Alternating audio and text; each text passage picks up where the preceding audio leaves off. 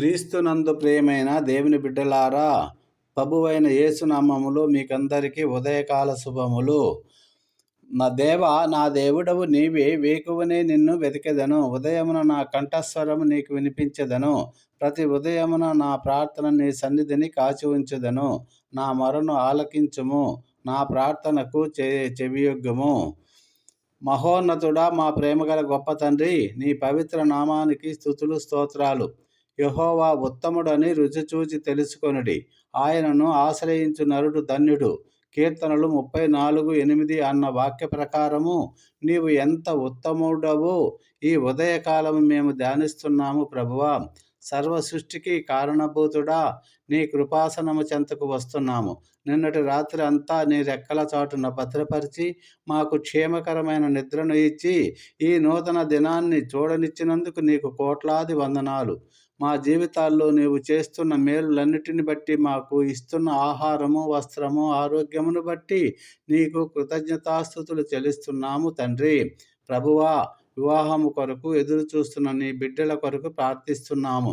ఒంటరిగా ఉండుట నరునికి మంచిది కాదు, వానికి సాటి అయిన సహకారిని చేతును అని సెలవిచ్చినావు. ఆదికాండము 2:18. ఆ వాగ్దానం ప్రకారము యవ్వన బిడ్డలకు నీవే తోడయుండి వారి ఆత్మీయ జీవితానికి, సామాజిక జీవితానికి సరిపోయే యోగ్యులైన భాగస్వాములను దయచేయండి ప్రభువా.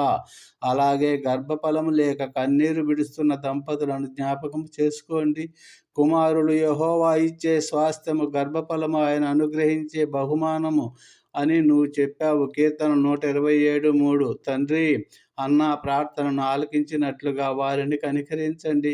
వారి గర్భములను తెరవండి ప్రభువా.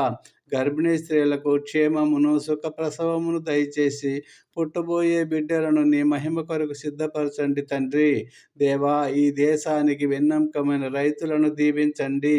నీవు భూమిని దర్శించి దానిని తడుపుతున్నావు, దానికి సమృద్ధిగా భాగ్యము కలుగు చేయుచున్నావు. కీర్తనలు 65:9. ఆ వాక్యము చొప్పున రైతు పడే ప్రతి చెమట చుక్కకు తగిన ప్రతిఫలము ఇవ్వండి. సకాలంలో వర్షాలు కురిపించి పంటలను దీవించండి. అలాగే చదువు పూర్తి చేసి ఉద్యోగం లేక నిరాశలో ఉన్న నిరుద్యోగ యువతలను జ్ఞాపకము చేసుకోండి. నేను నీకు బోధించెదను, నీవు నడవలసిన మార్గమును నీకు ఉపదేశించెదను. కీర్తనలు 32:8. ప్రభువా, వారికి తగిన ఉపాధి మార్గాలను తెరవండి. వారి కుటుంబాల్లో ఉన్న ఆర్థిక ఇబ్బందులను తొలగించి వారిని ఆశీర్వదించండి. కనికరము గల తండ్రి, అనారోగ్యంతో ఉన్న వారి కొరకు వేడుకుంటున్నాము ప్రభువా. ఆయన పొందిన దెబ్బల చేత మనకు స్వస్థత కలిగెను. యెషయా 53:5. క్యాన్సరు, షుగరు, కిడ్నీ వ్యాధులు వంటి భయంకరమైన రోగాలతో పోరాడుతున్న వారిని నీ గాయపడిన హస్తముతో తాకండి ప్రభువా. మనుషుల వల్ల కానిది నీకు సాధ్యమే. వారి శరీరములను నీ రక్తముతో కడిగి పవిత్రపరచండి.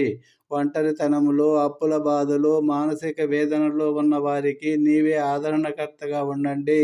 ప్రయాసపడి భారం మోసుకొనుచున్న సమస్త జనులారా, నా యొద్దకు రండి, నేను మీకు విశ్రాంతిని ఇచ్చేదను అన్న మాట ప్రకారము మత్తయి 11:28 వారందరికీ నెమ్మదిని ప్రసాదించండి.